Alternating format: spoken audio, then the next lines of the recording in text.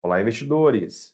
Sejam muito bem-vindos a mais um vídeo e no vídeo de hoje eu vou fazer novamente a minha análise de mercado, aonde eu faço um estudo das principais variáveis econômicas, faço um estudo de cenário e coloco para vocês aqui quais são os ativos que eu enxergo com maior potencial de rentabilidade e como eu estou posicionando as minhas carteiras nesse momento. Pois bem, começando aqui a nossa apresentação e passando para o primeiro tópico, eu quero, primeiramente, falando a respeito dos tópicos da nossa apresentação, aqui eu vou focar em dois tópicos, tá, pessoal? O primeiro, uma leitura de cenário, tá? Uma leitura geral de cenário. E o segundo, uma análise dos ativos que eu uso dentro das carteiras. Quando eu falo em análise, eu quero dizer análise de preço, tá? Basicamente, qual é o preço que eles estão atualmente e qual é o potencial de rentabilidade de cada ativo. Pois bem, então começando por uma análise de uma leitura geral de mercado, tá? Uma leitura de cenário geral, eu sempre começo, tá, essa leitura de cenário com a parte, o ponto de vista, uma leitura da análise de riscos, tá? Portanto, quais são os riscos que compõem, que a gente, o que que significa hoje os riscos dentro da construção dos portfólios, tá?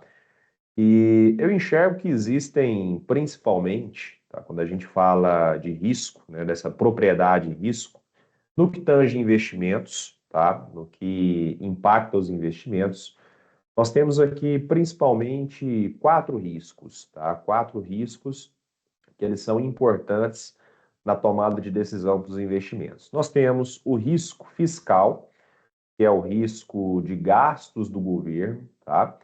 Nós temos também o risco de atividade econômica, temos o risco inflacionário e nós temos o risco do cenário externo. Então, esses quatro riscos compõem aqui essa análise de risco geral e a gente vai entender como a leitura desses quatro riscos, podem nos dar aqui uma direção de como montar os portfólios, tá?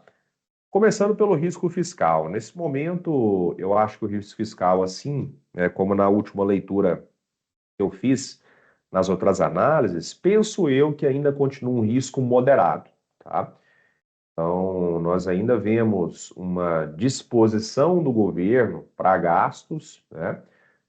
Uma disposição para não exatamente manter uma saúde fiscal, não exatamente gastar do mesmo tanto ou um pouco menos do que se arrecada, tá? Então, aqui eu ainda considero esse risco com um cenário, com um perfil de risco moderado para a tomada de decisão dos investimentos. Já o risco de atividade econômica, tá? Que é aquele risco de você ter uma recessão, digamos assim, hoje a leitura que eu tenho desse risco é baixa, tá?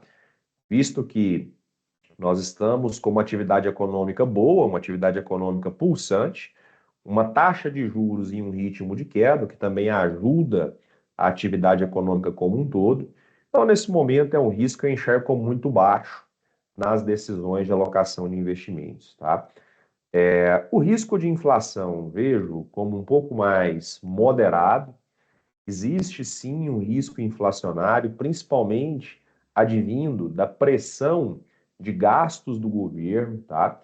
Então, esse é um risco que ele não pode ser descartado, porém, nesse momento, eu enxergo como um risco moderado, tá? Não é um risco baixo, um risco que a gente não esteja acompanhando, não esteja tão preocupado, mas também não é um risco alto, visto que a inflação nesse momento está rodando muito próximo das metas e não tem nenhum indicador que a inflação vá começar a rodar muito acima das metas, tá? Porém, tem os gastos do governo, a gente precisa ficar de olho nisso. Então, aqui eu considero como um risco moderado. E por último, cenário externo, penso eu que é um risco baixo, tá? Dentro dessa composição de mapas de risco, é um risco baixo e atualmente não nos causa muita preocupação.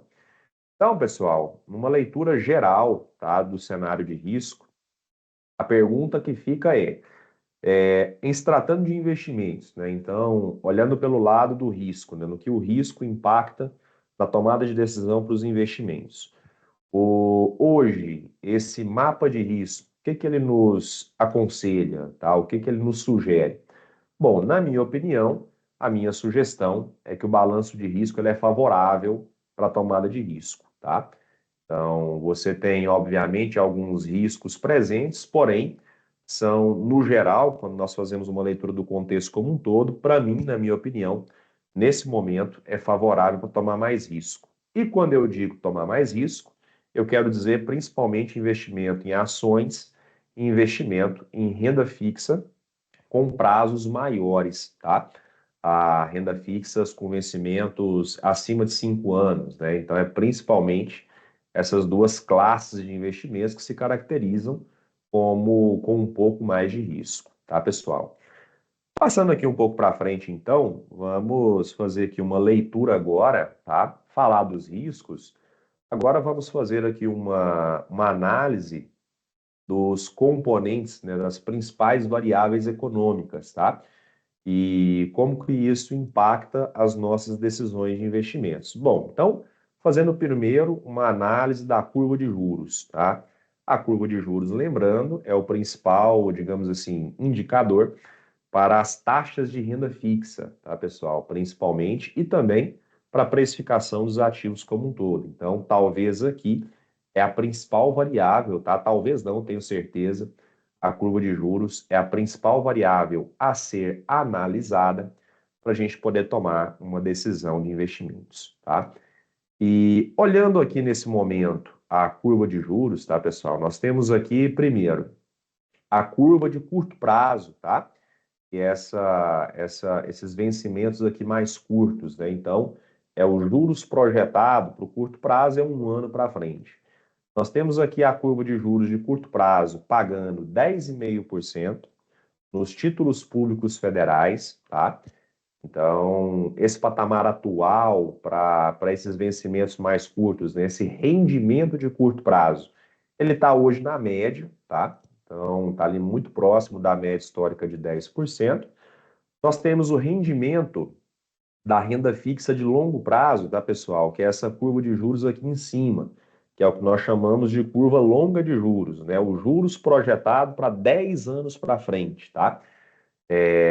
Juros esse que serve ali como principal precificação para a renda fixa de longo prazo. Então, essa curva de juros, tá? Essa curva de juros longa, nesse momento, ela está precificando 12% aproximadamente, e esse é o rendimento dos títulos de renda fixa de longo prazo, tá? Atualmente.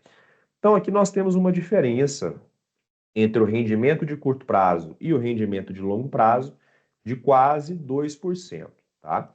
Se você não toma risco e aloca em renda fixa curta, né, em renda fixa de curtíssimo prazo, você pode esperar ganhar aproximadamente 10,5%, o que historicamente está na média, tá? E se você aceita tomar mais risco e fazer um investimento em uma renda fixa de longo prazo, de 5, 6, 7 anos, você vai estar aí buscando uma taxa de 2% acima da taxa básica, né, de curto prazo. Então, você vai estar buscando aí um prêmio pelo risco, né, um prêmio pelo tempo, próximo de 2% ao ano. O que me parece justo, tá, pessoal? Isso está dentro da média histórica, tá? Então, uma primeira conclusão que nós podemos fazer aqui da curva de juros é que hoje faz sentido, né? Então, é atrativo tanto os posicionamentos de curto prazo, penso eu que a taxa está boa, quanto também os posicionamentos de longo prazo, visto que as taxas de longo prazo, elas também estão interessantes, tá?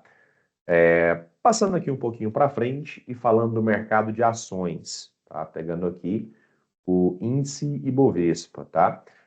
Fazendo uma análise do mercado de ações, pessoal, aqui a gente pode perceber que com as quedas recentes, né, quem assistiu os meus vídeos, principalmente do começo do ano até aqui, vocês vão perceber que quando o mercado de ações estava nesse patamar um pouco mais alto, acima dessa linha de tendência, tá?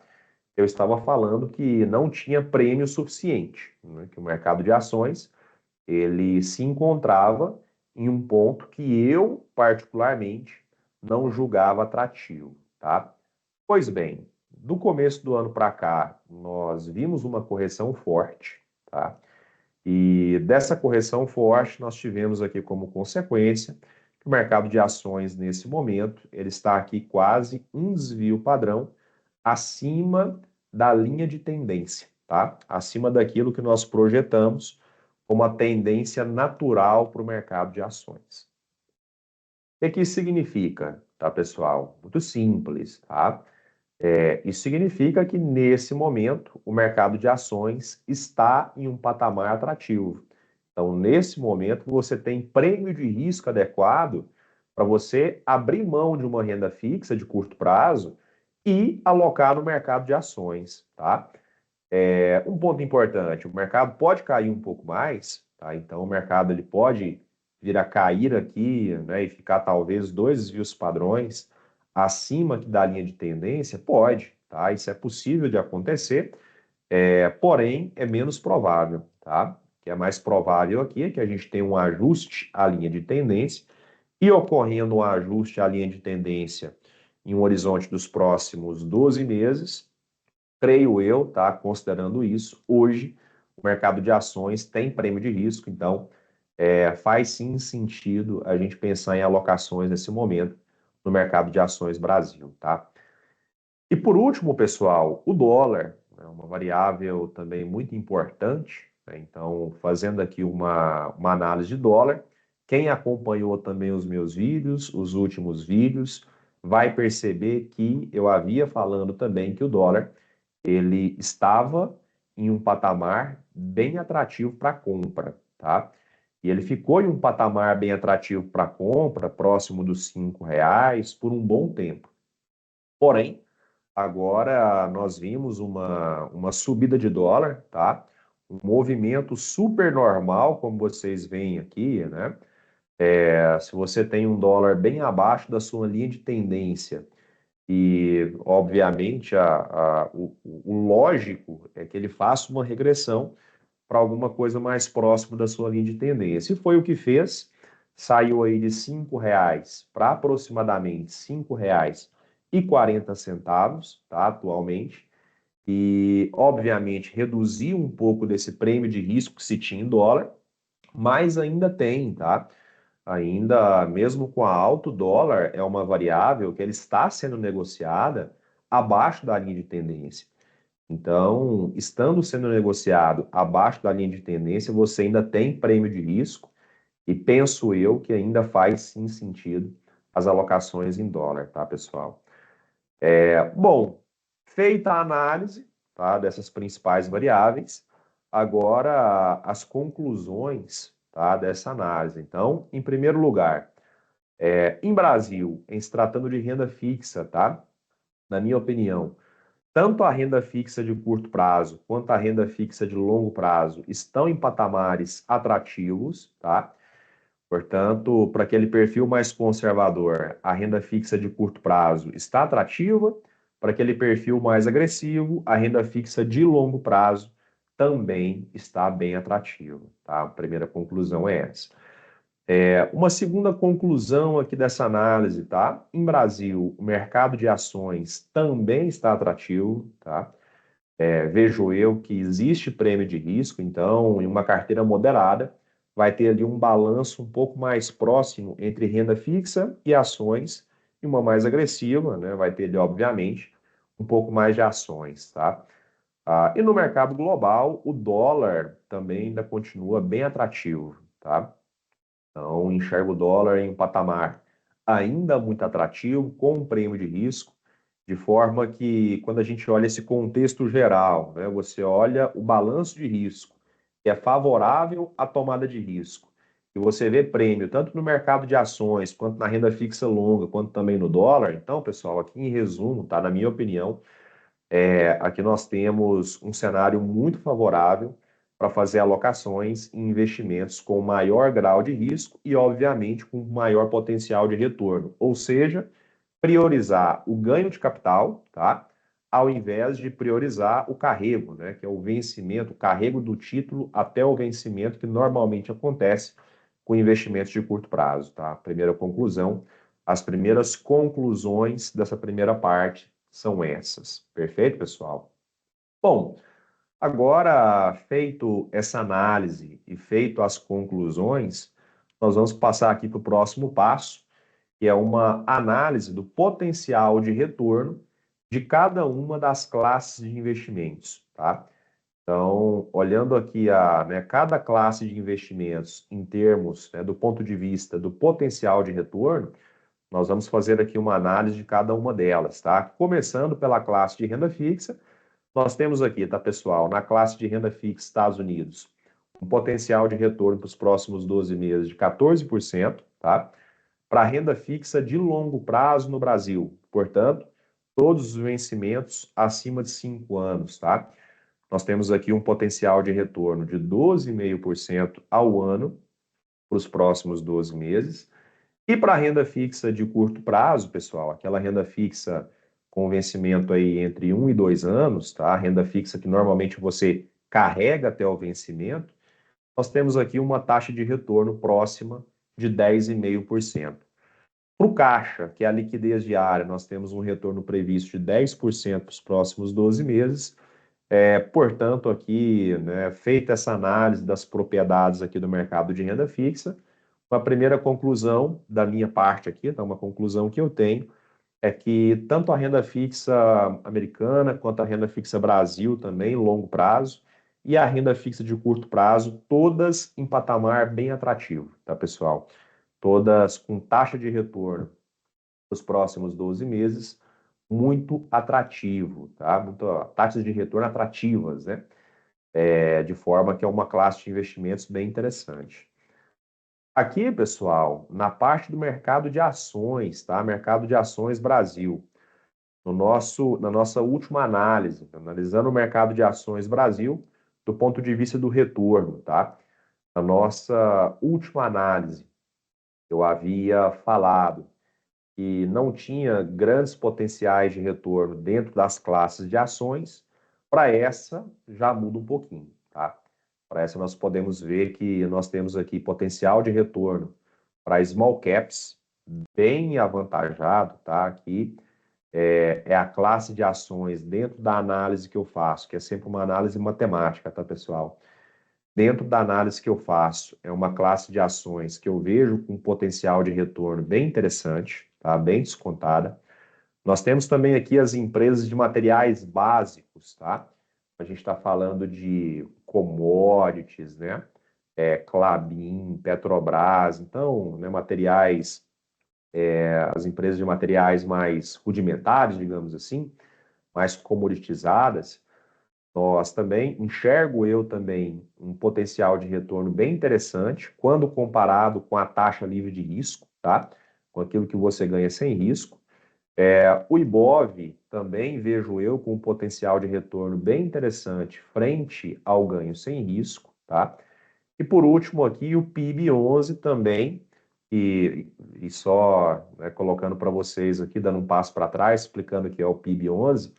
PIB11 ele é um ETF que replica as 100 maiores empresas listadas em bolsa, tá, pessoal? Então, esse ETF também com potencial de retorno bem interessante, frente ao que nós temos aqui de taxa livre de risco, tá?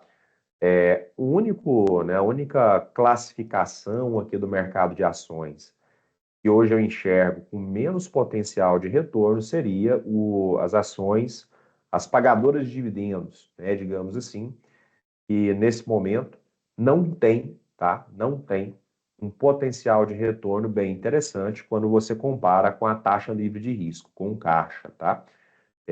O restante do mercado de ações, vejo eu, com potencial bem atrativo, tá, pessoal? Passando aqui um pouquinho para frente, pessoal, fazendo uma análise agora do mercado de ações global, tivemos uma alta relevante, tá, na maioria dos ETFs, principalmente advinda de dólar, tá? mas ainda temos algumas classes de ações aqui bem interessantes, tá? Começando por real estate, que são os fundos imobiliários nos Estados Unidos, com um potencial de retorno bem interessante. Ações de saúde, tá? Healthcare, ainda com um potencial de retorno interessante. Consumo discricionário, tá? Também com um potencial de retorno interessante. E consumer staple, que basicamente é o consumo básico, tá, pessoal? Então, aqueles produtos de consumo mais básico, tá? Também com retorno bem interessante. Então, aqui, essas classes de ações eu vejo para os próximos 12 meses como as classes de ações globais com maior potencial de retorno. Esse retorno, obviamente, reduziu-se do mês passado para esse, porque nós tivemos uma grande alta do dólar, tá, principalmente, mas ainda são taxas atrativas, principalmente quando nós fazemos aqui a comparação com o retorno livre de risco, tá? Que é o retorno do caixa projetado para os próximos 12 meses, tá? Por último, pessoal, aqui no mercado de alternativos, nesse momento, somente os alternativos não vejo nenhuma grande oportunidade, tá? O dólar por si só, quando você não compra uma renda fixa ou uma ação, então você comprar só a moeda, tá? Tem um potencial de retorno próximo de 9% para os próximos 12 meses, o que está aqui abaixo do potencial de retorno do próprio caixa, tá? Então, vejo eu que não faz muito sentido comprar somente a moeda como investimento. Faz sentido se você buscar um título de renda fixa, buscar um ETF de ações, tá? Agora, só a renda, só o dólar sozinho, comprar somente a moeda, não faz mais tanto sentido.